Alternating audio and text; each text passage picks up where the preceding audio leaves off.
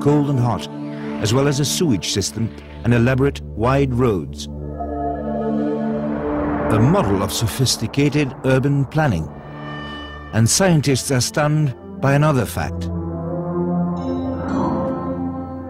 We don't have any traits of absolutistic rulership, neither by profane nor sacred power. For example, as we have in Egypt, where you have the pharaoh, who is God and earthly ruler in the same person. But instead of that, big cities for 40, 50, 60,000 people, constructed of the brick as we use it nowadays, proportion 1 to 2 to 4, they didn't use any other material. So it's a very modern engineering, architecture thinking behind, which is stunning us nowadays. We cannot identify temples or palaces. The political the structure must have been very much dominated by the burghers themselves. If we identify civilization as rulership by the people themselves, it definitely was the cradle of civilization, definitely. In closing years of British Empire, evidence turned up that seemed to prove that this unique, unknown civilization in India had abruptly ended sometime around 1500 BC. The discovery of dozens of skeletons heaped together led this man, Sir Mortimer Wheeler, to believe a massacre had terminated the city of Mohenjo-daro and that the entire Indus civilization had met a sudden, violent end at the end of an invading superior race, the Aryans. Wheeler was a British general sent out to head up the Indian Archaeological Organization. Perhaps it was this military imperial background that led him to conclude the Aryans, white-skinned people coming from the west with chariots on horseback, they were the ones who destroyed Mohenjo-daro so completely it left nothing, in his words, but its name.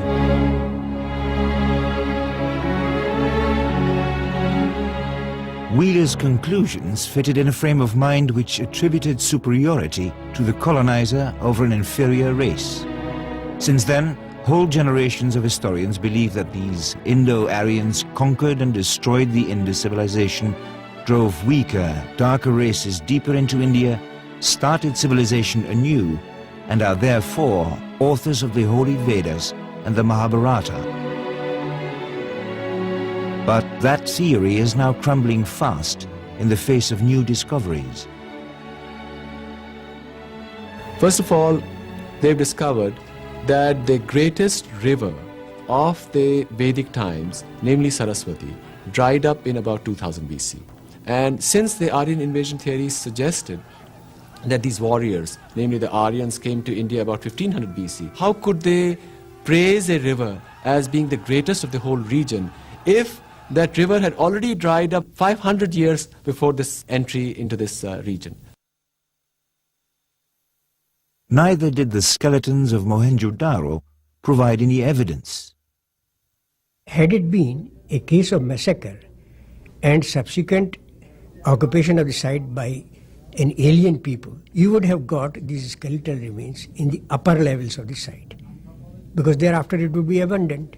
And then you would have also simultaneously got the evidence of that alien culture, namely those of the destroyer. Now, there is no archaeological evidence whatsoever.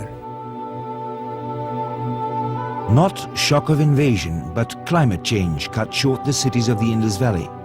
The great Sarasvati dried up. Desertification drove people deeper into India. Only centuries later, Aryan groups rode in, gradually blending in with the population. Mohenjo-daro was deserted after floods. These sand dunes is where once the great Sarasvati river ran. India's epicenter shifted east to the mighty Ganges River.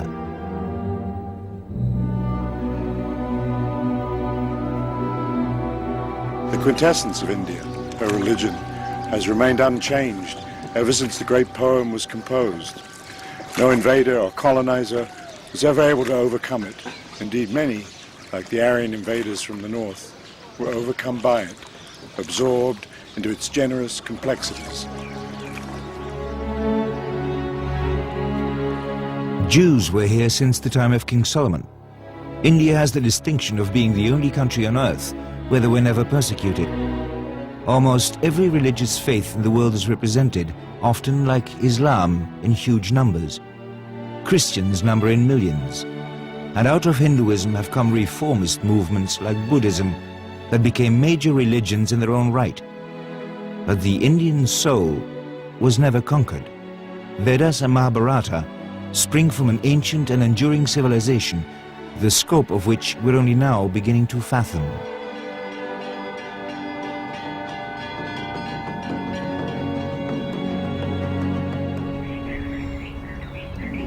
Take this seal. It was found at Mohenjo-daro and dates from long before the Aryan invaders destroyed the Indus Valley civilization. Shows a figure seated in the classic lotus posture of meditation. A simple but conclusive proof of the extreme antiquity of India's enduring quest for spirituality. Increasingly, we begin to push all ancient chronologies further and further back in the face of new discoveries.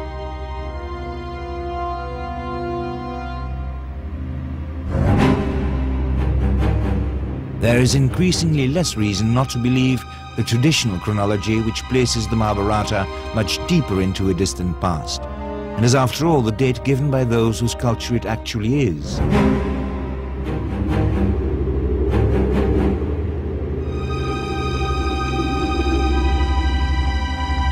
A war from times much more distant than the war for Troy, Homer's Iliad and Odyssey.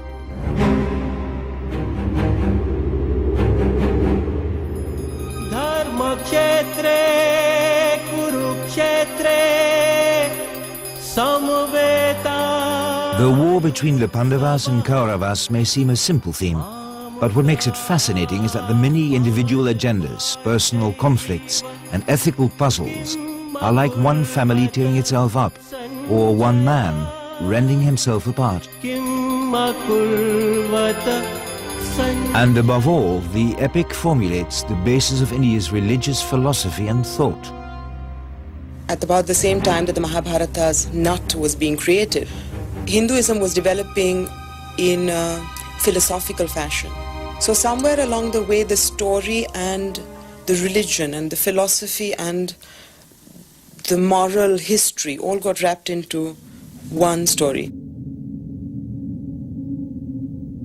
The root of Hinduism is not in the belief in just one God, like monotheism of Christians and Muslims, but that there is nothing in existence besides this one God. God is not only in everything and everyone, he literally is everything. For, asks the Mahabharata, is the drop of rain in essence any different from the vast ocean into which it falls and vanishes?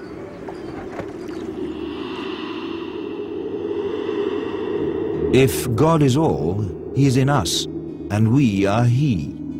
Man's quest, therefore, is for the divine within, to become part of all, part of God.